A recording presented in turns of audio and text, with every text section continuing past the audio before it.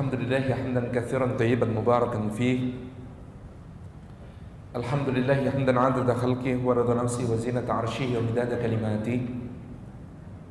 Nahmaduhu wa nasta'inuhu wa nastaghfiruhu wa nastahdihi wa natubu ilaihi. Wa la na'budu illa iyyahu wa natawakkalu 'alaihi. Allahumma fassalli wa sallim wa barik ala sayyidina wa habibina wa syafi'ina wa maulana Muhammad wa ala alihi wa ala ashabihi wa dhurriyyatihi wa man tabi'ahum bi ihsanin ila yaumina hadza wa ba'di. Assalamu alaikum warahmatullahi wabarakatuh. Puji syukur kehadirat Allah Subhanahu wa taala atas limpahan karunia-Nya. Pada kesempatan malam hari ini Allah mengizinkan kami kembali untuk bisa bermuajahah dengan salihin salihat sekalian yang waktu memisahkan kita, jarak memisahkan kita pada beberapa kesempatan yang lalu. Kebertepatan kami mendapatkan amanah beberapa tugas sehingga tidak bisa sowan ke Surabaya. Saya lupa 2 kali apa 3 kali? 3 kali Ji. Yang pertama ada tugas ke Amerika Serikat pada waktu itu untuk berbincang dengan rekan-rekan IMSA, Indonesian Muslim Society in Amerika.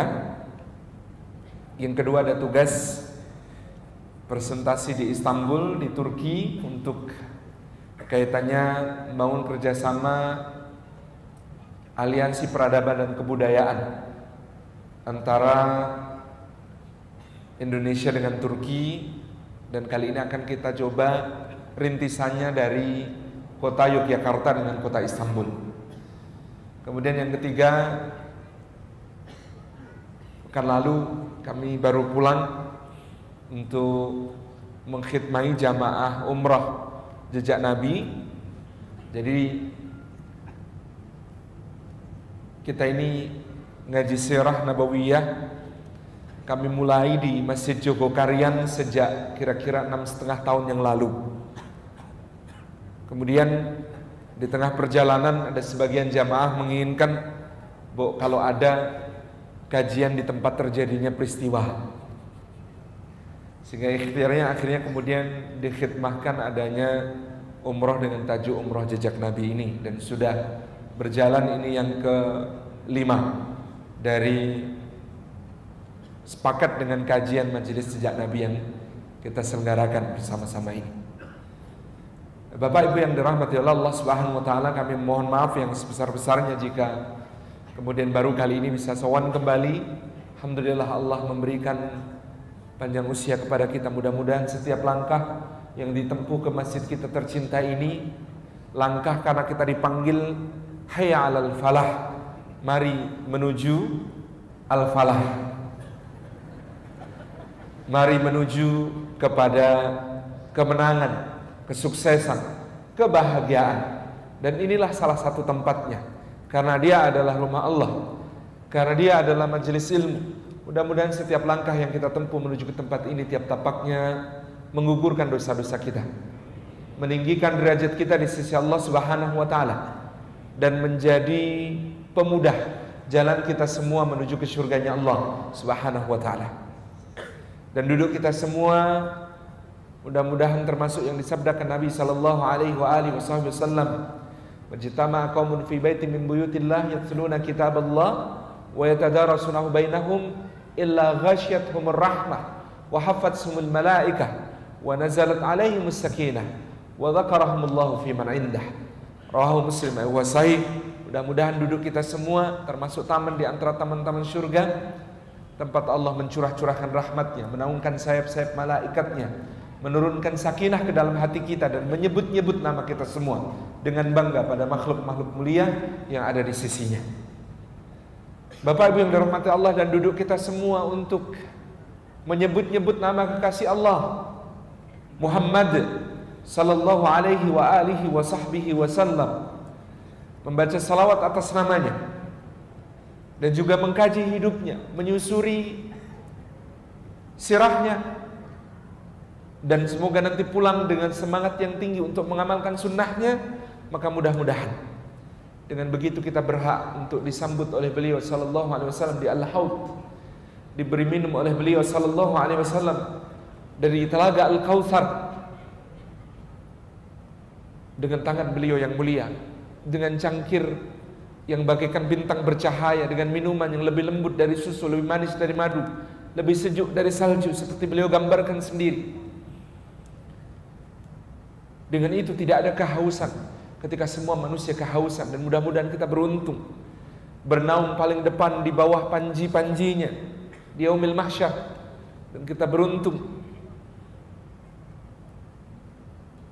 seperti Anas bin Malik radhiyallahu anhu mengatakan, amalku, ibadahku, salatku, sedekahku, bacaan Qur'anku, puasaku, tidak ada seujung kukunya Umar, tidak ada seujung kukunya Abu Bakar, tidak ada seujung kukunya Rasulullah sallallahu alaihi wasallam, tetapi aku mencintai mereka. Dan karena cinta itu disebabkan sabda Nabi sallallahu alaihi wasallam, anta ma'aman ahbabta, engkau akan bersama yang engkau cintai. Maka kita masih punya harapan, mudah-mudahan kelak kita di surga ditetanggakan kepada Nabi sallallahu alaihi wasallam. Dan juga bahwasanya beliau telah merindukan kita. Beliau mengatakan, aku rindu kepada ikhwan-ikhwanku. Maka para sahabat mengatakan, kami di sini ya Rasulullah, mengapa engkau rindu? Kata Nabi SAW, bal antum ashabi, kalian sahabat-sahabatku. Maka para sahabat radhiyallahu anhum ajmain bertanya dengan nada cemburu, kalau begitu siapa ikhwan-ikhwanmu? Nabi sallallahu alaihi wasallam mengatakan, ikhwan-ikhwanku adalah alladzina lam yarawni, mereka tidak pernah melihatku, yu'minuna bi, tetapi mereka semua beriman kepadaku. Mudah-mudahan kita termasuk yang dirindukan oleh Nabi sallallahu alaihi wasallam. Bapak Ibu yang dirahmati oleh Allah Subhanahu wa taala, terakhir yang kita bahas di majelis kita ini, kalau saya tidak keliru ingat, adalah tentang perang Uhud dan beberapa pelajaran yang kita ambil darinya. Dan saya ingin garis bawahi, di dalam perang Uhud ada dua cacat yang ada di dalam barisan kaum muslimin, yang dua cacat ini tidak ada di dalam perang Badar. Yang dua cacat inilah sebab kekalahan di dalam perang Uhud. Yang kalau kita mau bertadabbur, maka sampai kapanpun kaum muslimin, orang-orang beriman ini akan berada di dalam suasana kehinaan dan kekalahan ketika dua perkara ini masih menjangkiti kita. Yang pertama, turidu zinatal hayatid dunya, karena kalian pada saat itu, kata Allah Subhanahu wa taala, lebih mengingini perhiasan kehidupan dunia.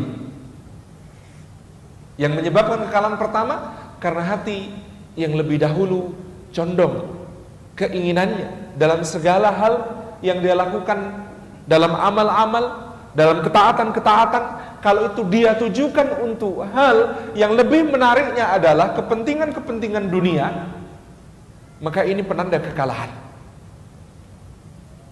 Perang Uhud bedanya dengan perang Badar. Di dalam perang Badar, para sahabat berangkat semuanya dengan keridhaan. Nabi sallallahu alaihi wasallam mengajak mereka, dan mereka sukarela berangkat bersama beliau. Beliau tanyakan kepada mereka menjelang bertemu pasukan Abu Jahal, karena sebenarnya yang disasar adalah kafilah dagang Abu Sufyan. Yang kafilah dagang Abu Sufyan itu dibangun dengan modal dari rampasan kaum muhajirin. Jadi Abu Bakar berhijrah, dia tinggalkan hartanya di Makkah. Utsman bin Affan berhijrah, dia tinggalkan hartanya di Makkah. Suhaib bin Sinan Ar-Rumi, dia berhijrah, dia tinggalkan hartanya di Makkah. Abdurrahman bin Auf berhijrah, dia tinggalkan hartanya di Makkah. Harta-harta yang kemudian tidak bertuan ini dihimpun oleh Abu Sufyan untuk menjadi modal kafilah dagang akbar, yang kemudian pada tahun kedua itu akan lewat dari Syam kembali ke Makkah.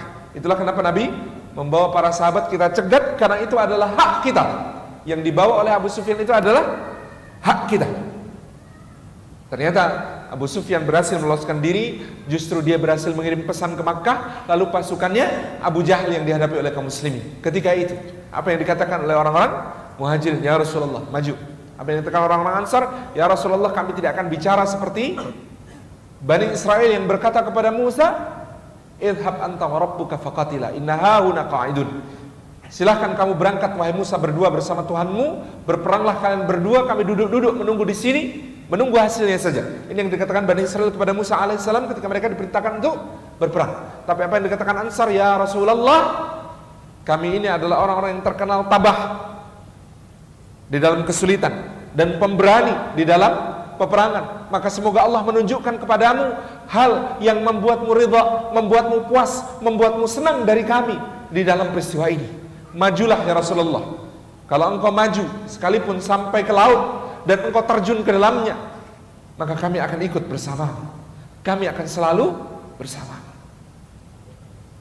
Perang Badar ini sempurna. Niatnya bersih. Tidak ada motivasi dunia. Karena mereka berhadapan dengan Fir'aunnya umat ini, Abu Jahal dan para pengikutnya yang sangat sombong, angkuh dan keji perlakuannya kepada kaum muslimin. Tetapi ketika perang Uhud terjadi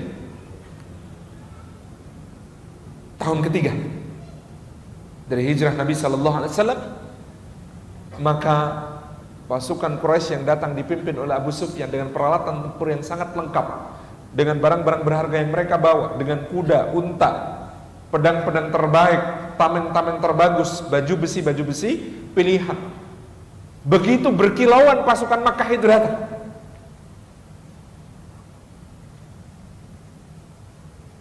Turidu zinatul hayatid dunya. Dan kemudian kalian, kata Allah Subhanahu wa taala, lebih menjadikan motivasi keduniaan itu sebagai yang membuat kalian maju, yang membuat kalian bergerak, yang membuat kalian beramal. Siapapun yang meniatkan dunia sebagai tujuan amalnya, maka ia kalah sebelum segala sesuatunya. Dia telah kalah sebelum segala sesuatunya.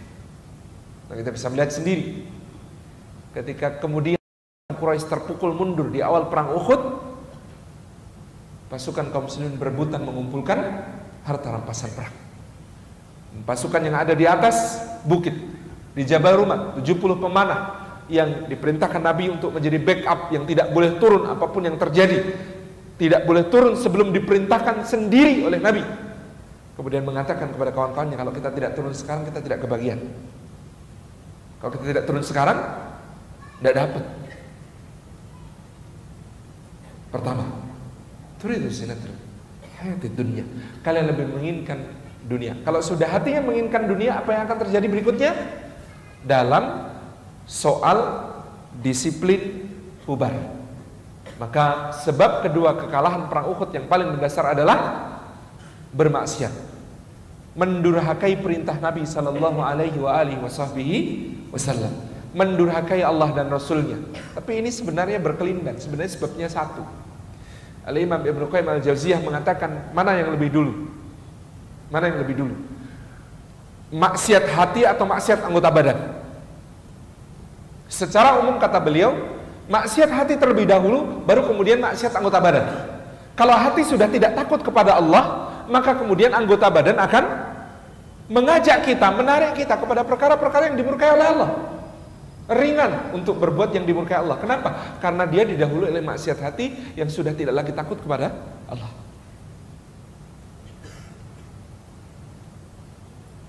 Mana yang duluan? Aba wastakbar wa kana minal kafirin. Tentang iblis, aba hatinya enggan, wastakbar dan dia merasa sombong, wa kana minal kafirin, maka jadilah dia termasuk orang-orang yang ingkar kepada perintahnya Allah. Sombongnya dulu dan keengganan taat kepada Allah berasal dari hatinya. Tetapi kemudian apa yang terjadi?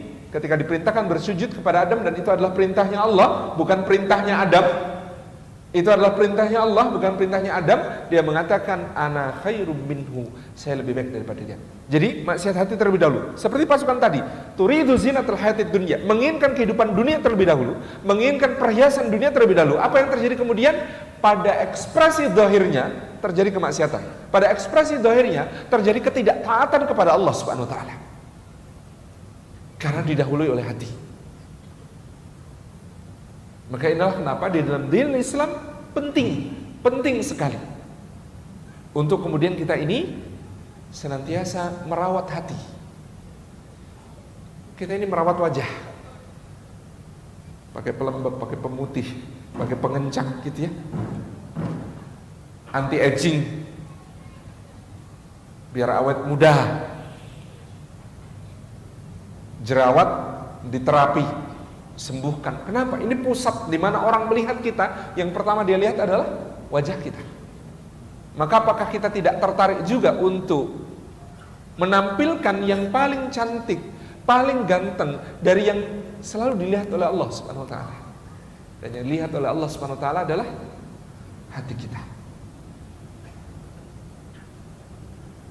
Tetapi Bapak Ibu yang rahmatullah, Imam Ibnu Qayyim al-Jauziyah kemudian mencatat juga, tetapi bisa juga terjadi orang kalau kemudian hatinya pada awalnya adalah hati yang beriman, hati yang takut kepada Allah, tetapi dia sembarangan di dalam melakukan berbagai macam hal, berbuat tanpa ilmu, atau kemudian dia memperturutkan, mungkin diajak temen ngikut gitu. Padahal temennya ngajaknya maksiat gitu, ke sana melakukan berbagai macam hal, itu perbuatannya zahirnya menyimpang meskipun hatinya mungkin masih takut kepada Allah. Itu juga ada akibatnya, karena ternyata timbal balik, tidak cuma hati error kemudian perbuatan jadi error, tetapi perbuatan yang error lama-lama membuat hati juga bisa error. Dalilnya firman Allah dalam surah As-Saff tentang Bani Israel, falamma zaghu azaghallahu qulubahum. Ketika mereka menyimpang, maka Allah Subhanahu wa taala semakin menjauhkan hati mereka dari kebenaran. Ketika perbuatan mereka menyimpang dari kebenaran, maka Allah semakin menjauhkan hati mereka dari kebenaran. Ini juga berlaku, wajah sama hati itu begitu. Ada orang hatinya gembira gitu ya, kemudian wajahnya senyum-senyum terus. Kamu kok senyum-senyum terus ya? Seneng hatinya. Tapi sebaliknya, ada orang yang belajar senyum gitu ya, dalam keadaan apapun dia terus tersenyum gitu, lama-lama hatinya jadi mudah untuk bahagia. Ada hal kecil yang buat orang lain biasa, misalnya air putih, biasa air putih, tapi bagi dia air putih itu membahagiakan. Ada sesuatu yang sederhana gitu ya, yang bagi orang lain halah cuma kayak gitu, tapi bagi dia itu terasa sebagai sebuah nikmat yang sangat agung, sehingga dia mudah untuk bersyukur kepada Allah Subhanahu wa taala. Bisa terjadi. Jadi ternyata CPU-nya bukan cuma di sini. Di sini juga bisa diprogram gitu. Ini touch screen. Masya Allah, tabarakallah. Jadi yang pertama terjadi pada para sahabat radhiyallahu anhum majma'in ini, tanpa kita merendahkan kemuliaan mereka lah. Kita ini kalau dibandingkan dengan mereka, turidu zinatal hayatid dunya, berlipat-lipat kali kita lebih besar daripada mereka. Apa yang diinginkan para sahabat itu sebenarnya? Coba Anda bayangkan, ini sahabat muhajirin itu oleh Allah berulang kali dalam Quran disebut lil fuqara'il muhajirin, bagi para fakir muhajirin. Orang yang baru saja hijrah itu kalau di Madinah jelas Pak fakir, nggak punya apa-apa. Yang diharapkan ketika perang Uhud itu apa? Ya paling dapat beberapa lah untuk mengebulkan dapur gitu. Paling dapat beberapa lah untuk kemudian bisa menegakkan punggung. Paling dapat pedang bagus lumayan dilelang nanti, bisa untuk makan 3 bulan, 6 bulan gitu. Motivasinya sebenarnya sangat bersahaja. Beda dengan kita. Ya Allah, sudah punya apa Pak sekarang? Avanza.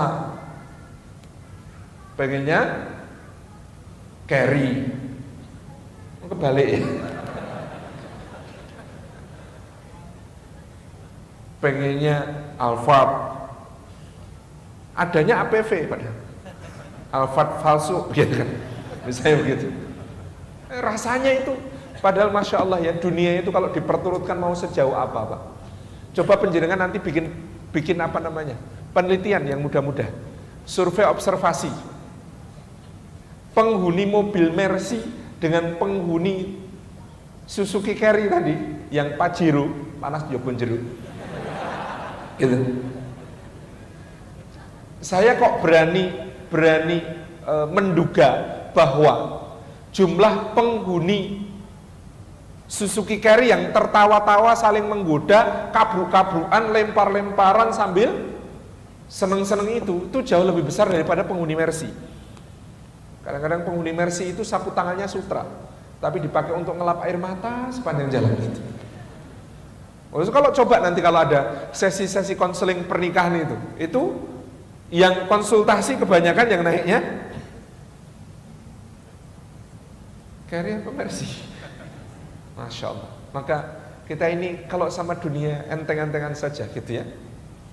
Naik Mercy tidak grogi, naik Carry senang hati gitu ya, jalan kaki tidak keki, naik Garuda tidak jumawa, biasa saja Pak, enteng-entengan gitu. Wong nikmat dunia itu ya cuma segini gitu, nggak pernah lebih. Makan enaknya kan cuma sampai sini, lebih dari itu sama rasanya, nggak ada rasanya, memang nggak dirasakan. Makan ini nikmatnya segini Pak. Anda mas-mas ini yang bujang-bujang nggak segera menikah Mas? Masya Allah, nikmatnya juga cuma segini itu, nggak lebih. Tapi ini ibrahnya ya, Masya Allah ya. Kenapa kepada para suami, ini kalau kepada para suami, kalau bujang agak repot, hadis ini diamalkannya bagaimana? Kata Nabi SAW, kalau kalian bertemu dengan wanita yang dijadikan setan penggoda bagi kalian, kemudian kalian terpesona oleh wanita itu, apa yang harus dilakukan oleh para bapak ini? Pulang ke rumah, temui istri kalian, karena pada istri kalian terdapat segala yang ada pada wanita itu, hanya saja lebih suci, berpahala di sisi Allah Subhanahu wa Ta'ala. Jadi kalau tergoda dimanapun, obatnya apa Pak? Pulang. Tergoda di kantor, obatnya pulang. Tergoda di pasar, obatnya pulang. Tergoda di jalan, obatnya pulang. Tergoda di handphone, obatnya juga pulang. Sama. Tergoda itu bisa di mana saja. Temui istri kalian. Yang ada pada wanita itu ada juga pada dia, lebih suci, lebih berpahala. Ini kalau bujang pulang kemana repotnya gitu. Nah maksud saya di sini menarik Pak, nanti Ramadan, sebentar lagi Ramadan, siang-siang itu, duhur-duhur kalau pas Ramadan, itu es cendol itu cantik sekali. Siang-siang itu yang namanya es apa lagi Pak? Es buah, wayu es buah itu. Tapi nanti kalau sudah maghrib Pak, air putih segelas, kurmanya sebutir, gelek. Apakah es cendol, es buah masih secantik tadi siang? Enggak. Oh saya tidak bilang yang di rumah itu kayak air putih loh Pak. Enggak, di rumah es jus Pak, Masya Allah lebih sehat gitu ya. Enggak pakai gula, agak pahit sedikit gitu ya. Tapi Masya Allah sehat Pak, berpahala di sisi Allah Subhanahu wa Ta'ala. Apapun keadaannya, tentram, itu sakinah itu begitu, ditaskunu ilaiha. Jadi ini ya, luar biasanya din ini di dalam mengatur. Makanya Mas, nggak usah cari es buah Mas. Anda itu di kampus banyak es buah, di kampus banyak es cendol, nggak apa-apa. Anda nikahnya sama air putih sebutir kurma, selesai.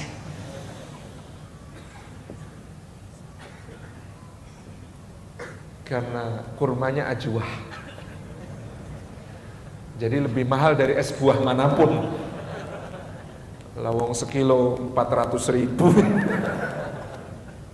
Jadi ya, Masya Allah, tabarakallah. Ini apa yang ingin kita sampaikan tentang betapa luar biasa. Jadi dari hati dulu, yang terjadi di perang Uhud kekalahannya dari hati. Kalau hati sudah kalah, tinggal tunggu waktu Pak. Makanya peradaban Islam itu begitu. Kalau hatinya sudah hati dunia, hambok bikin istana semegah apapun, bikin masjid semewah apapun. Makanya saya seneng Al-Falah ini, masjidnya nggak mewah-mewah amat, biasa, seneng, tentram gitu rasanya. Masjid itu kalau terlalu mewah, apa yang terjadi kalau masjid terlalu mewah? Ya lumayan sih, kita bisa agak bangga sedikit gitu ya, masjidnya HP gitu. Tapi sampai di situ saja. Kalau itu memang ditujukan untuk mencintai Allah Subhanahu wa Ta'ala, memuliakan Allah Subhanahu wa Ta'ala, membangun masjid, memakmurkannya, Alhamdulillah, mudah-mudahan berpahala sisi Allah membangun masjid yang bagus itu. Tetapi kalau sekedar menghiasinya, kalau sekedar memperindahnya, kalau sekedar cantik, pernik-pernik, telenik-telenik gitu, tidak akan menjadi keberkahan. Jadi kalau hatinya sudah hati dunia, maka seperti apapun itu yang dilakukan itu penanda kekalahan. Kapan Andalusia hancur? Kapan Cordoba jatuh? Setelah membangun istana yang namanya Madinatul Zahrah. Kapan Granada jatuh? Setelah membangun istana Alhambra. Kapan Mughal jatuh di India? Setelah bikin Taj Mahal. Itu kadang-kadang yang kita anggap sebagai monumen, gede, megah, bagus. Ya sekarang jadi tempat wisata lumayan. Tetapi apa namanya? Kalau hatinya sudah hati dunia, tinggal tunggu waktu. Semuanya akan runtuh. Karena ini kekalahan, penanda kekalahannya sangat penting. Kalau hatinya hati dunia tadi, maka sikap kita ini akan kemudian menjadi mengikut. Dalam surah Al-Kahfi, wala tuti man aghfalna qalbahu an dzikrina wattaba'a hawahu wa kana amruhu furuta. Surah Al-Kahfi ayat 28. Wala tuti, dan jangan kamu ikuti wahai Muhammad, man, orang yang aghfalna qalbahu, kami telah lalaikan hatinya, an dzikrina, dari mengingati kami. Jadi penyakit pertama menuju cinta dunia itu adalah hatinya lalai dari mengingat Allah Subhanahu wa taala. Wataba'ahwahu, kalau hati sudah tidak nyambung dengan Allah, kalau hati sudah tidak terikat dengan ikatan dengan Allah Subhanahu wa taala, maka wataba'ahwahu, pasti dia mengikuti hawa nafsunya. Kalau sudah mengikuti hawa nafsunya, apa yang terjadi? Wa kana amruhu furuta, maka urusannya akan melampaui batas halal dan haram, melampaui batas hak dan batil, melampaui batas-batas kewajaran, melampaui batas-batas yang diizinkan oleh syariat Allah Subhanahu wa taala. Ini urutannya. Jadi aghfalna qalbahu an dzikrina wattaba'a hawahu wa kana amruhu furuta. Kalau sudah hatinya lalai dari mengingat Allah, maka dia akan mengikuti hawa nafsu. Kalau sudah mengikuti hawa nafsu, ya sakarepe. Kalau sudah sakarepe, wa kana amruhu furuta, maka dia akan menjadi melampaui batas. Melampaui batas. Tadi niat awalnya gitu ya, niat awalnya dapat satu pedang, besok dilelang bisa 6 bulan. Tapi lihat pedang banyak, dilumpuk ya Pak, sampai subhanallah. Maka kemudian tidak taat kepada Nabi Sallallahu Alaihi Wasallam, tidak taat kepada Allah. Ini ekspresinya. Ini 2 catatan penting perang Uhud. Kekalahan kita bermula dari hati dunia, dan kekalahan itu akan pasti ketika kita bermaksiat kepada Allah dan Rasul Sallallahu Alaihi Wasallam. Ini peristiwa tersebut. Nah, pasca perang Uhud ini ada yang lebih pahit.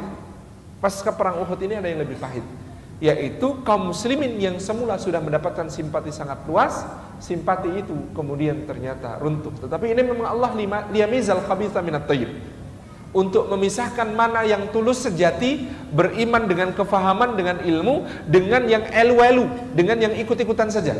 Karena kalau kaum muslimin itu perangnya menang terus, gitu ya. Kalau kaum muslimin itu perangnya menang terus, nggak pernah kalah, yang elu-elu pasti banyak. Yang cuma sekedar grubyuk itu pasti banyak. Gitu. Tetapi karena ada kekalahan ini, maka liyamizal khabitha minat thayyib. Terpisah. Mana yang ikut Nabi Sallallahu Alaihi Wasallam, mana yang belain Madinah, mana yang kemudian bersama satu pihak dengan kaum muslimin yang sejati setia, dengan yang kemudian, oh tak kira kemarin kalian itu malaikat tak kira nggak bisa kalah ya, ternyata bisa kalah toh, nggak jadi kalau gitu. Gitu ya. Lamizal khabitha minat thayyib. Maka kita berharokah, berjamaah, berorganisasi, melakukan khidmah kepada Islam, berjuang. Itu watil kal ayamu nudawiluha bainan nas. Hati, keadaannya, hari-harinya pasti dipergilirkan oleh Allah Subhanahu wa taala dengan hikmah-hikmah yang sangat agung. Kalau satu perjuangan kok jaya terus, itu yang gabung pasti banyak sekali. Tapi kalau sudah yang gabung banyak, perlu disaring. Cara nyaringnya, jeglek sih. Itu yang terjadi pada perang Uhud. Jeglekan oleh Allah Subhanahu wa taala, pisah, jelas, clear. Mana tokoh-tokoh munafik? Tuh, yang ikut Abdullah bin Ubay bin Salul desersi. 300 orang jumlahnya, personnya semuanya tercatat, clear. Sampai hanya segitu saja imannya. Ketika melihat kekuatan musuh, bubar, 300 orang desersi. Oke, 300 orang ini tercatat, ngaku Islam kayak apa, ternyata dia adalah musuh dalam selimut. Clear. Suku-suku yang bersekutu yang lain, sama. Tapi inilah memang pada saat itu, begitu kekalahan perang Uhud terjadi, wibawa kaum muslimin jatuh. Oh, ternyata bisa kalah juga. Kirain bakal menang terus. Lah katanya punya Allah. Allahnya katanya maha kuat, maha perkasa. Lah nyatanya bisa kalah. Bener enggak agamanya itu? Jangan-jangan cuma klaim-klaiman. Muhammad itu jangan-jangan palsu. Ini kemudian menyebar luas. Maka begitu perang Uhud berakhir, beberapa suku langsung melakukan persiapan untuk menaklukkan Madinah. Bayangkan, baru saja dihantam oleh orang-orang Quraisy. Orang itu kalau sekali jatuh, itu yang pengen jatuhin lagi banyak. Karena kemarin dianggap ancaman. Tumbuhnya kaum muslimin di Madinah ini ancaman besar buat yang lain. Ternyata kemudian digebuk sama Quraisy, bisa jatuh di perang Uhud, khususnya oleh Khalid bin Walid. Maka ini kesempatan. Ayo, mumpung dia baru saja sempoyongan digebuk Quraisy, kita gebuk sekarang biar hancur, mematikan potensi itu. Yang pertama berinisiatif untuk menyerang namanya Bani Asad. Bani Asad, Bani itu keturunan Asad itu singa, suku singa. Nama-nama suku di sekitar Madinah itu banyak nama binatang. Ada suku Kalb, suku anjing. Ada suku Asad, suku singa, gitu ya. Dan kabilah-kabilah yang lain. Nah, suku Asad ini siap. Kemudian mereka menghimpun pasukan untuk menyerang Madinah. Rasulullah SAW membaca gejala itu, bergegas mengirim Sayyidina Abu Salamah al-Makhzumi radhiyallahu anhu. Abu Salamah al-Makhzumi, suami dari Ummu Salamah. Nanti ketika Abu Salamah gugur di dalam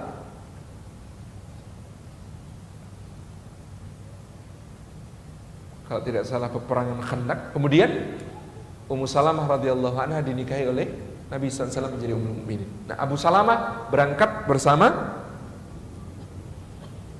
150 sahabat radhiyallahu anhum ajma'in dan mendatangi Bani Asad. Ternyata persiapan mereka belum sempurna, belum matang.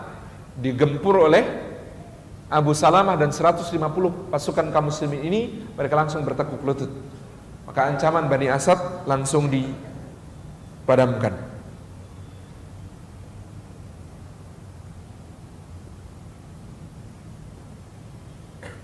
Yang berikutnya suku Hudail. Suku Hudail ini salah satu suku yang dialeknya diakui oleh Allah Subhanahu wa taala sebagai salah satu dialek paling fasih. Maka Imam Asy-Syafi'i nanti pada masa mudanya banyak tinggal di suku Hudail dan beliau rahimahullah taala menghafal 40.000 bait syair suku Hudail. Suku Hudail ini suku salah satu yang versi bahasa Arab kromo inggilnya bagus gitu. Bahasa Arab itu juga ada kromo inggilnya, ada. Suku Hudail ini salah satu selain Quraisy, gitu ya. Selain Quraisy, Khuza'ah, Hudail. Ini salah satu yang kemudian dianggap sebagai bahasa Arab fasih. Kemudian pemimpin suku Hudail ini namanya Khalid bin Sufyan al-Hudali. Khalid bin Sufyan al-Hudali, dia sudah menghimpun pasukan untuk menyerang Madinah dan membunuh Nabi SAW. Rasulullah mengutus seorang sahabat namanya Abdullah bin Unais sendirian. Ini luar biasa. Jadi ditawari oleh Nabi SAW, mau bawa sahabat berapa orang, mau berapa pasukan yang kau bawa. Kata Abdullah bin Unais, saya ini terbiasa kerjanya sendirian ya Rasulullah. Loh, apa yang mau kau lakukan? Potong kepalanya, selesai semua. Itu suku Hudail. Tipenya suku Hudail itu beda dengan suku lain. Kalau suku lain dibunuh pemimpinnya, maka mungkin ada yang akan menggantikan pemimpin gitu. Nah, maka kalau Bani Asad tadi dipimpin oleh Abu Salamah, pasukannya banyak, 150 orang. Suku Hudail enggak ya Rasulullah. Begitu pemimpinnya kena, selesai semua. Serahkan pada saya. Abdullah bin Unais ini berangkat sendirian. lama nggak ada kabar gitu, sampai sekitar 2 pekan.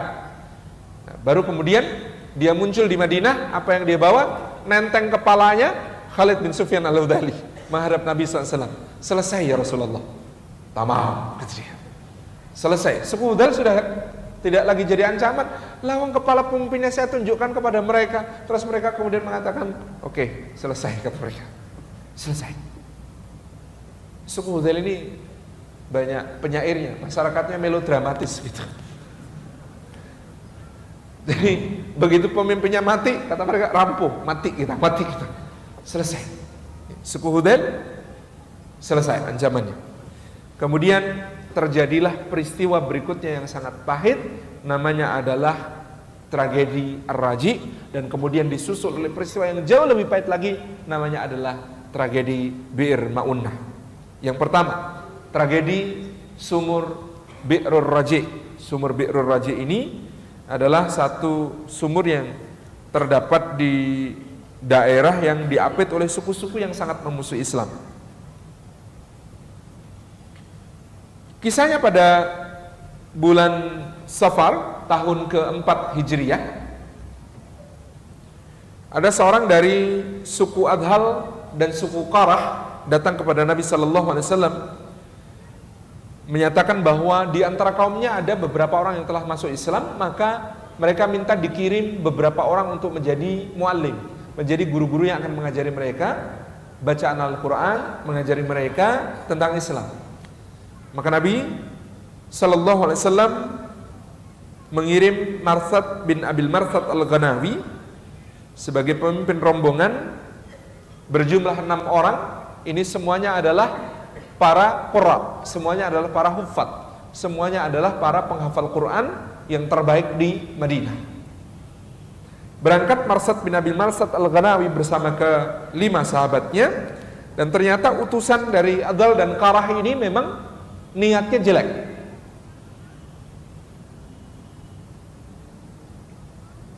Akhirnya mereka membawa 6 sahabat ini ke daerah Raji yang ada di dekat perkampungan Bani Lahyan. Ke-6 ini dikepung, digerebek oleh Bani Lahyan bersama Adal dan Qarah ini. Kemudian 6 orang ini naik ke atas sebuah bukit dan mereka dikepung selama beberapa waktu di sana. Setelah lama dikepung nggak turun-turun, akhirnya orang-orang yang mengepung itu mengatakan, kami berjanji, bersumpah tidak akan membunuh seorang pun di antara kalian kalau kalian mau turun. Ayo turun. Kalau kalian turun, kalian selamat. Kalau kalian mau dikepung sampai mati, silahkan. Tapi kalau kalian turun, kami janji tidak akan ada yang disakiti. Salah seorang anggota dari 6 rombongan ini, rombongan yang ber-6 ini namanya Sayyidina Asim. Ini menolak tawaran yang dianggap pasti ini hanya tipuan. Maka dia bertempur melawan para pengepungnya sampai meninggal. Radhiyallahu anhu. Kemudian tersisa 3 orang. Ada Khubayb bin Adi radhiyallahu anhu, ada Zaid bin Ad-Dathinah, dan seorang yang tidak disebutkan namanya. Jadi yang 3 gitu ya, Asim, Marsad bin Abil Marsad Al-Ghanawi dan lain sebagainya, kemudian gugur di tempat itu. Yang 3 ini, kemudian orang ketiga yang kemudian mengatakan mereka ini adalah khawanin, para pengkhianat, jangan pernah percaya kepada kata-kata mereka, dan dia dibunuh. Sementara Khubayb bin Adi dan Zaid bin Ad-Dathinah ditangkap lalu dijual ke Makkah, ke orang-orang yang paling punya dendam kepada mereka. Zaid bin Ad-Dathinah dibeli oleh Safwan bin Umayyah bin Khalaf. Safwan bin Umayyah bin Khalaf. Lalu oleh Safwan dia dibunuh karena Zaid bin Ad-Dathinah ini ikut membunuh Umayyah bin Khalaf, bapaknya Safwan, dalam perang Badar. Adapun Khubayb ditawan oleh orang-orang Quraisy, dan Allah Subhanahu wa taala menunjukkan karamahnya Khubayb bin Adi radhiyallahu anhu ketika dia di penjara, tidak diberi makan, tidak diberi minum, tapi ternyata di dalam penjara Khubayb bin Adi itu makan anggur, padahal itu lagi musim dingin. Anggur itu berbuahnya musim panas. Ini dia makan anggur di luar musim dan anggurnya tampak segar sekali. Maka orang-orang heran melihat Khubayb bin Adi ini radhiyallahu anhu. Kamu mengatakan, dari mana kamu mendapatkan itu? Bukankah Allah, kata Khubayb bin Adi, yang menanggung, menjamin rizki semua hambanya? Kemudian dia disiksa. Setelah selesai disiksa, dia ditanya, wahai Khubayb, rela tidak engkau ini kalau Muhammad menggantikan kedudukanmu di sini sementara engkau pulang ke rumah? Rela tidak kalau kamu di penjara ini digantikan oleh Muhammad sallallahu alaihi wasallam, gitu, kemudian kamu pulang ke rumah dengan aman sentosa? Kata Khubayb bin Adi radhiyallahu anhu menunjukkan cintanya yang sangat besar kepada Nabi sallallahu alaihi wasallam. Dia mengatakan, bahkan aku tidak rela kalau aku duduk di rumah sementara Rasulullah tertusuk duri. Rasulullah tertusuk duri saja aku tidak rela. Kalau aku duduk nyaman di rumah, sementara aku duduk nyaman di rumah, bagaimana kalian mengira aku akan mau bertukar keadaan dengan Nabi sallallahu alaihi wasallam padahal aku sedang kalian siksa dan kalian penjarakan? Ini Khubayb bin Adi radhiyallahu anhu. Maka kemudian mereka bersiap untuk membunuhnya.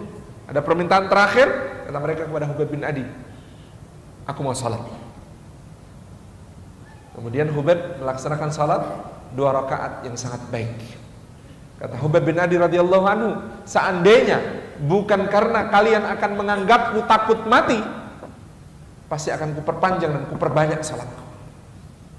Seandainya bukan karena aku khawatir kalian menganggapku takut mati, niscaya kuperpanjang dan kuperbanyak salatku. Kemudian Khubayb radhiyallahu anhu meninggal dengan cara dipenggal kepalanya oleh orang-orang Quraisy. Dalam satu riwayat disebutkan ketika itu Nabi SAW berada di Madinah, seakan-akan, kata beliau SAW, aku merasakan bagaimana Khubayb dipenggal lehernya. Karena ini adalah syahidul Islam. Adalah Khubayb seorang yang kemudian gugur di dalam mempertahankan agama Allah Subhanahu wa taala. Dan Khubayb bin Adi adalah orang yang mensunnah hasanahkan pertama kali salat 2 rakaat sebelum eksekusi. Ini akan ditiru oleh para tawanan muslimin di tangan orang-orang kafir di berbagai zaman.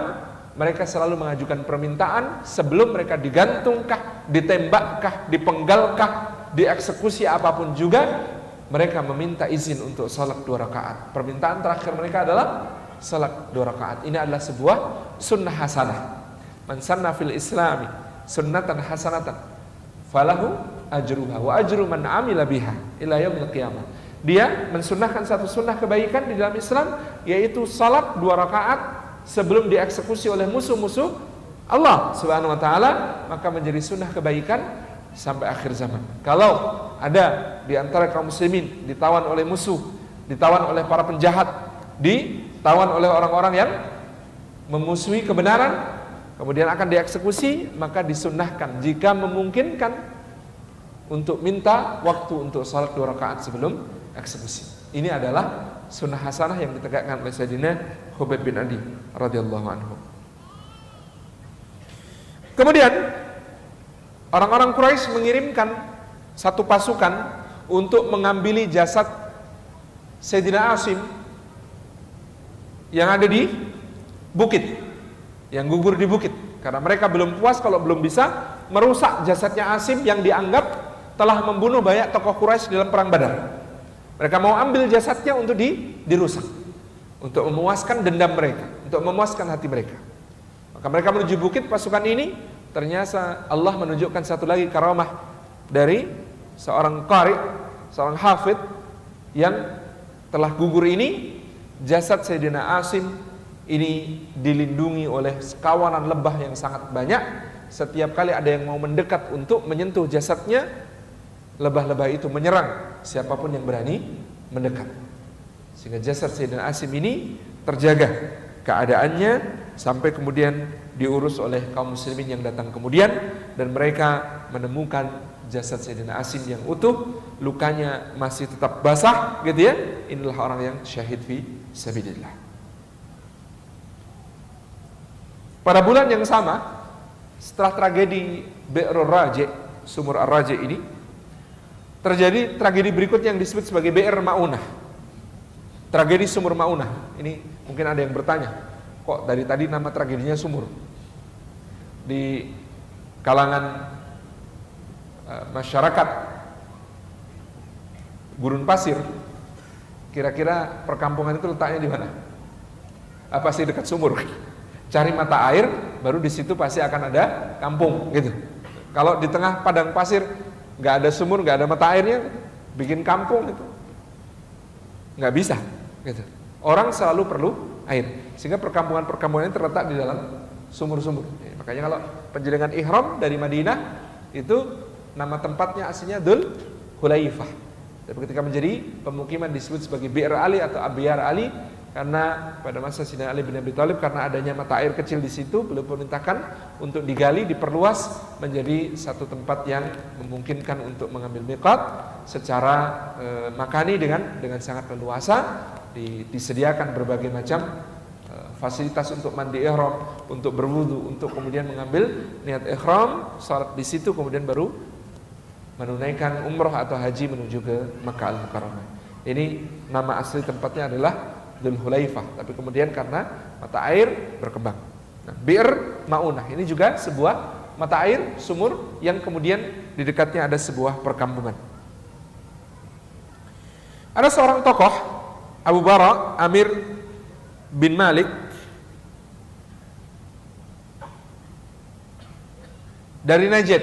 Najd ini daerah di sekitar kota Riyadh, ibu kota kerajaan Saudi Arabia sekarang.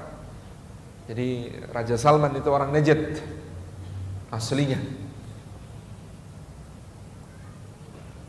Nah, Abu Bara ini menghadap Nabi SAW dan menyampaikan, ya Rasulullah, sungguh andaikan engkau berkenan mengutus sahabat-sahabatmu untuk datang kepada penduduk Najd, menyeru mereka kepada Islam, niscaya demi Allah mereka pasti akan menerimanya.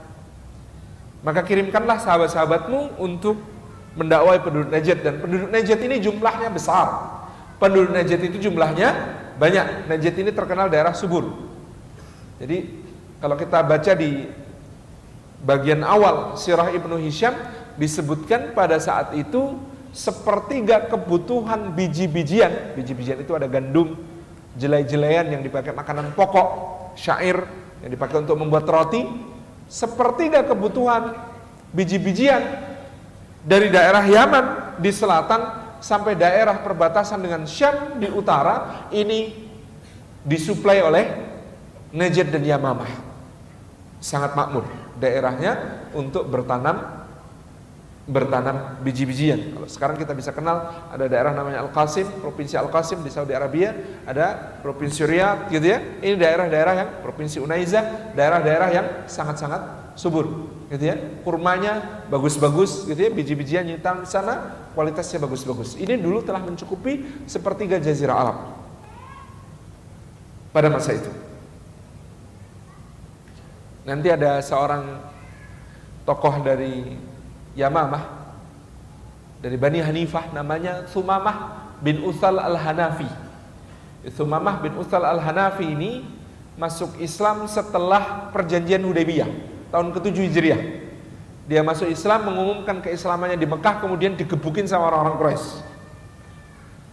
Kemudian dia setelah itu mengatakan, kalian sudah menyakiti aku. Mulai hari ini tidak akan ada satu biji pun dari Yamamah bisa sampai ke Makkah. Jadi ini adalah embargo ekonomi yang dilakukan oleh seorang muslim namanya Thumamah bin Utsal al-Hanafi kepada kaum musyrikin Makkah. Jadi Thumamah bin Utsal al-Hanafi ini memboikot, tidak mau ngirim gandum, tidak mau ngirim syair ke kota Makkah. Pokoknya kota Makkah tidak disuplai makanan sama sekali.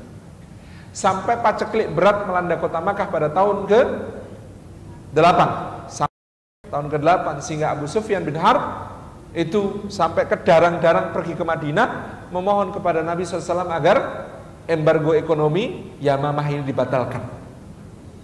Sampai-sampai Abu Sufyan mengatakan, ya Muhammad, engkau membunuh dewasa-dewasa kami dengan peperangan, kau membunuh anak-anak kami dengan kelaparan. Celaka engkau Muhammad, ini penduduk Makkah sudah makan akar-akaran dan kulit-kulit binatang. Nah, Rasulullah SAW yang lembut hati tidak tega menyaksikan kesukaran penduduk Makkah, maka beliau menulis surat kepada Sumamah bin Utsal al-Hanafi, mengirim utusan ke Yamamah, mengatakan mulai sekarang kasihanlah penduduk Makkah, jangan diembargo, biarkan mereka mengambil gandum ke Yamamah, tidak apa-apa. Gitu. Ini welas asihnya Nabi SAW. Jadi kalau mau menang-menangan sebenarnya ya, embargo itu sangat melemahkan Mekah. Ini tinggal ditunggu waktu, nyerah orang Mekah gitu. Pada saat itu tahun ke-7 dan tahun ke-8 Hijriyah, di mana Sumamah bin Utsal al-Hanafi, seorang pemimpin Yamamah, melakukan embargo ekonomi kepada kota Mekah. Nabi SAW ketika dimintai oleh Abu Bara Amir bin Malik. Abu Bara ini terkenal sebagai Mula'ibul Asinnah. Mula'ib itu pandai bermain. Asinnah itu tombak yang bermata seperti gigi gitu ya. Dia sangat pandai memainkan tombak ini. Mula'ibul Asinnah. Dia seorang tokoh terkemuka di Najd. Ketika dia minta, Rasulullah kirim. Maka Nabi SAW mengatakan, saya khawatir keamanan para sahabat saya di tengah penduduk Najd. Karena kalian ini orang-orang yang satu sama lain bermusuhan. Gitu.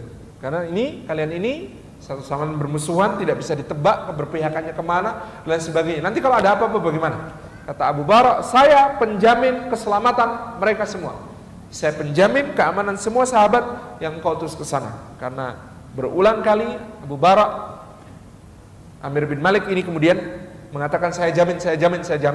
Akhirnya Nabi SAW membentuk satu tim yang beranggotakan 70 orang. 70 orang semuanya qurra, semuanya ahli Al-Quran.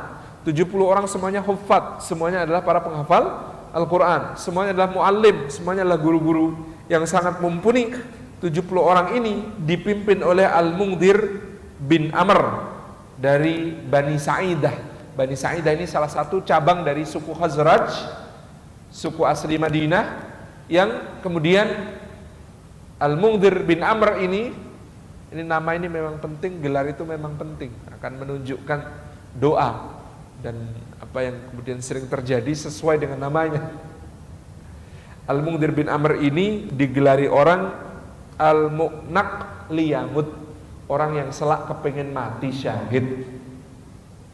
Jadi Al-Mungdir bin Amr ini gelarnya sehari-hari Al-Mu'naq liyamut, orang yang sangat kepengen segera bisa mati syahid gitu. Kalau pemimpinnya namanya begitu, ternyata menjadi doa bagi seluruh rombongan. 70 orang ini kemudian bergerak bersama sampai ke daerah yang disebut sebagai Bi'r Ma'unah, yang diapit oleh Bani Amir dan Bani Sulaim.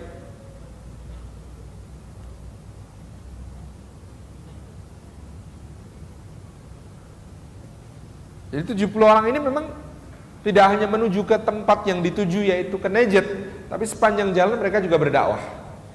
Nah, pemimpin rombongan kemudian menulis surat untuk kepala suku Sulaim, namanya Amir bin At-Tufail, untuk mendakwainya.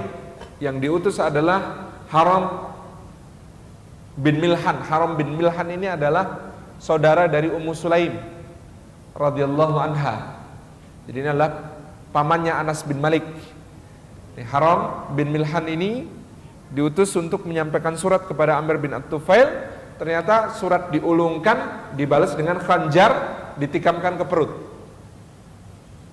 Jadi Haram bin Milhan ini dibunuh. Utusan Nabi SAW, pembawa surat ini dibunuh.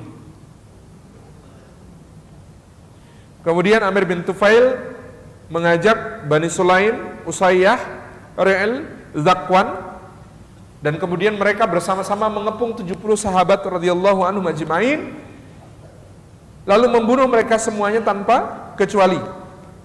Hanya satu yang lolos, namanya Ka'ab bin Zaid bin An-Najjar.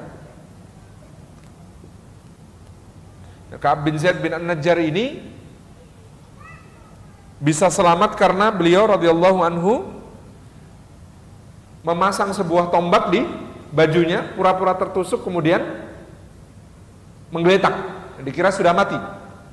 Ketika pasukan pengepung ini pergi, dia berlari pulang ke Madinah melapor kepada Nabi sallallahu alaihi wasallam.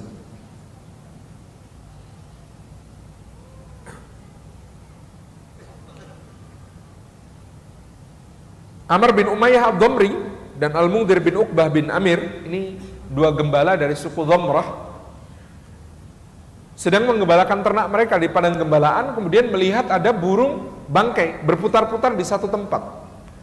Taulah mereka yang terjadi pembantaian di Bir Maunah. 70 orang sahabat Nabi SAW menjadi korban. Maka Amr bin Umayyah Ad-Dhamri berangkat menuju ke Madinah. Di tengah perjalanan ada dua orang dari Bani Nadir, ini suku Yahudi, gitu ya, yang kemudian sedang beristirahat. Amr bin Umayyah Ad-Dhamri mengira dua orang ini karena bersenjata, mengira dua orang ini adalah termasuk para pengeroyok, para pembunuh, para pengepung 70 orang syuhada tadi. Maka tanpa pikir panjang, Amr bin Umayyah Ad-Dhamri membunuh dua orang ini. Kemudian dia datang ke Madinah, melapor kepada Nabi SAW dan menceritakan semuanya, termasuk apa yang dia lakukan dengan membunuh dua orang yang dianggap sebagai pengepung. Ternyata kerabat dari dua orang yang dibunuh ini dari suku Yahudi Bani Nadir, kemudian menghadap Nabi SAW mengajukan nota protes.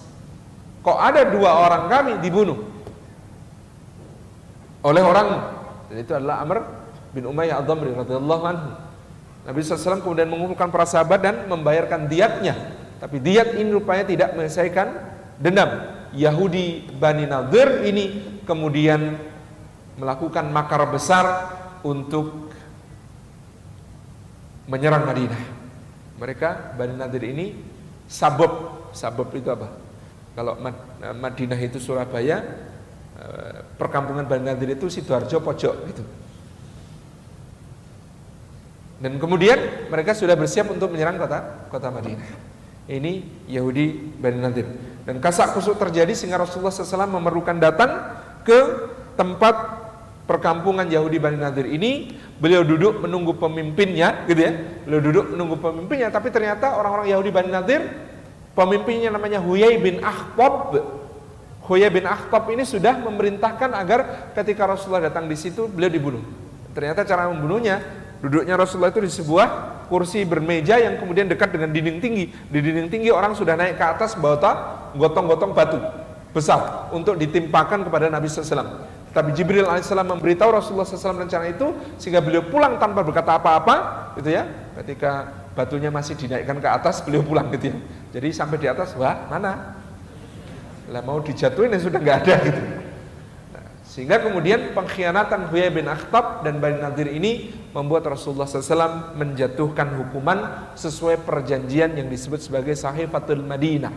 Perjanjian Sahifatul Madinah, piagam Madinah yang ditandatangani termasuk oleh Bani Nadir pada awal ketika Rasulullah datang ke Madinah, menyebutkan klausul siapa yang kemudian, gitu ya, bekerja sama dengan musuhnya penduduk Madinah, atau kemudian merencanakan kejahatan terhadap pemimpin Madinah, atau kemudian melakukan berbagai macam hal untuk merongrong persatuan Madinah, maka hukumannya adalah mereka beserta seluruh golongannya harus keluar, terusir dari kota Madinah. Inilah vonis hukuman untuk Bani Nadir, mereka harus keluar dari kota Madinah, yang ini diceritakan di dalam surah Al-Hasyr yang nanti mudah-mudahan kita sempat membahasnya pada pertemuan yang akan datang dalam peristiwa Al-Hasyr, pengusiran Yahudi Bani Nadir dari kota Madinah karena pelanggaran yang mereka lakukan terhadap Sahifatul Madinah. Mereka ini tidak mengira akan dikeluarkan dari kota Madinah, akan terusir dari Madinah. Wadhannu annahum mani'atuhum husunuhum minallah. Mereka itu mengira benteng-benteng mereka itu bisa mempertahankan mereka dari murkanya Allah. Enggak. Itu tidak bisa terjadi. Huyai bin Akhtab akhirnya terusir ke Khaybar, gitu ya. Bersama juga putrinya dan menantunya. Nanti di Khaybar putrinya bermimpi dia kejatuhan bulan. Putrinya namanya Sofiyah binti Huyai. Sofiyah binti Huyai ini di daerah Khaybar nanti dia bermimpi kejatuhan bulan. Begitu cerita mimpi sama suaminya, sebenarnya dia tidak ngerti, lugu banget, nggak ngerti mimpi itu artinya apa, itu nggak ngerti. Dia ngomong sama suaminya, aku mimpi semalam kejatuhan bulan. Suami langsung bilang, kamu tercerai hari ini. Apa salahnya? Nggak ngerti gitu ya, tiba-tiba diceraikan. Rupanya kamu mengira aku tidak tahu. Kamu sudah memimpikan ingin menjadi istri orang Arab hina itu, Muhammad sallallahu alaihi wasallam. Jadi Sofiyah itu mimpi kejatuhan bulan, yang ngerti artinya suaminya, dia nggak ngerti. Suaminya dari mana ngerti? Karena pembaca Taurat.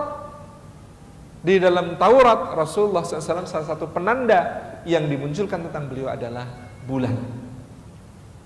Rasulullah SAW itu diumpamakan di dalam Taurat seperti bulan purnama yang sempurna. Maka mimpi kejatuhan bulan purnama berarti mimpi pengen kawin sama Muhammad. Itu kesimpulan suaminya.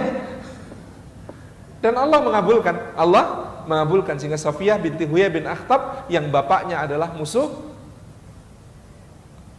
Islam yang sangat gigih. Jadi Huyai bin Akhtab, Ka'ab bin Al-Ashraf gitu ya. Ini orang-orang yang dulu begitu Rasulullah datang sudah saling bisik-bisikan. Bener gak sih ini orangnya? Huyai bin Akhtab yang paling mantap bilang, ya bener, ya ini, gak ada yang lain lagi. Allah menyebut mereka ya'rifuna kama ya'rifuna abna'ahum. Mereka itu mengenali Rasulullah SAW seperti mengenali anak-anaknya sendiri. Karena begitu jelas gamblangnya semua tanda yang disebutkan dalam Taurat muncul pada diri Nabi SAW. Tapi mereka kemudian qad batatil baghdha'u min afwahihim wa ma tukhfi suduruhum akbar. Mereka merasakan kebencian, kedengkian yang sangat kepada Nabi SAW. Kenapa orang ini yang akan menjadi Mesias mereka, juru selamat mereka justru berasal dari bangsa Arab yang mereka benci dan selama ini mereka rendahkan, mereka perbudak, bukan dari suku mereka sendiri. Kata Ka'ab bin Al-Ashraf, kalau memang dia, demi Allah, aku tidak akan berhenti memusinya sampai aku mati binasa. Ini bayangkan, ini ngerti kalau memang dia, ya tak musuhi. Padahal sudah jelas seperti yang tertulis di dalam Taurat.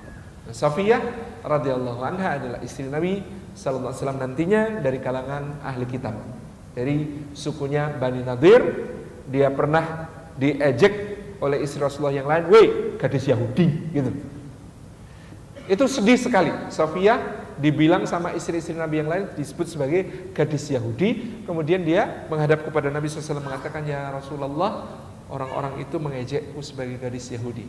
Rasulullah tersenyum kemudian mengatakan kepada Safiyah, "Wahai Safiyah, katakan kepada mereka, ayahku Harun, pamanku Musa, suamiku Muhammad, siapa yang lebih mulia daripada aku?" Ayahku Harun, pamanku Musa, suamiku Muhammad sallallahu alaihi wasallam, maka siapakah yang lebih mulia daripada diriku? Bapak Ibu dan rahmat Allah, kita insya Allah detailkan pembahasan tentang Al-Hasyr, pengusiran Bani Nadir pada pertemuan yang akan datang. Mudah-mudahan Allah berikan rezeki untuk kita berjumpa di dalam majlis Nabi ini. Pelajaran penting tentang peristiwa Bi'rul Raji terutama, Bi'rul Ma'unnah terutama gitu ya. Ada kondisi-kondisi tertentu betapa kemudian harus disaring secara ketat siapakah yang tampaknya welcome kepada Islam, siapakah yang tampaknya ahlan wa sahlan kepada perjuangan. Tidak semuanya adalah orang-orang yang tulus, seperti peristiwa Bi'rur Raji'. Di dalam peristiwa Bi'rur Raji' itu memang mereka niatnya untuk menipu Rasulullah dan para sahabat, sehingga 6 orang itu tadi gugur, ditangkap lalu dibunuh, kesemuanya karena makar musuh-musuh Allah. Tapi juga ada orang yang tulus tapi lemah. Ini yang kemudian terjadi pada peristiwa Bi'rul Ma'unnah. Itu Al-Bara gitu ya. Malik bin Amir itu ya sudah janji, dan dia jujur janji, saya lindungi Rasulullah, saya jamin. Nah, tapi dia tidak memiliki kekuatan yang cukup untuk merealisasikan janjinya gitu ya. Ketika 70 orang sahabat ini, Qurra ini dibantai di Bir Ma'unnah, dia tidak bisa menolong, dia tidak bisa melindungi, dia tidak bisa memenuhi janjinya. Jadi tidak hanya tentang waspada kepada musuh, tapi juga kepada waspada kepada teman yang lemah. Teman yang lemah kadang-kadang merepotkan gitu ya.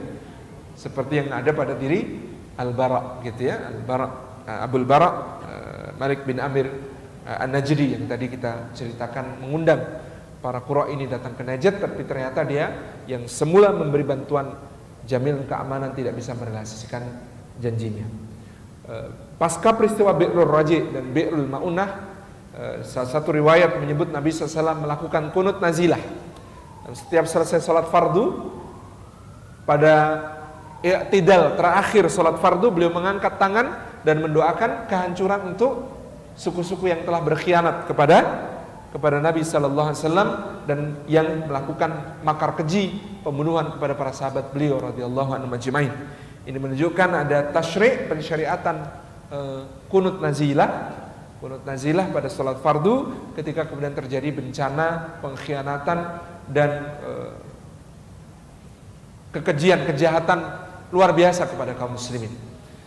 Ini salah satu buah syariat yang ada di sana, selain tadi yang sudah kita sebutkan, sunnah hasanah yang diberikan oleh Sayyidina Hubab bin Adi radhiyallahu anhu, yaitu salat sunnah 2 rakaat sebelum eksekusi bagi tawanan kaum muslimin yang ada dalam tawanan musuh-musuh kebenaran.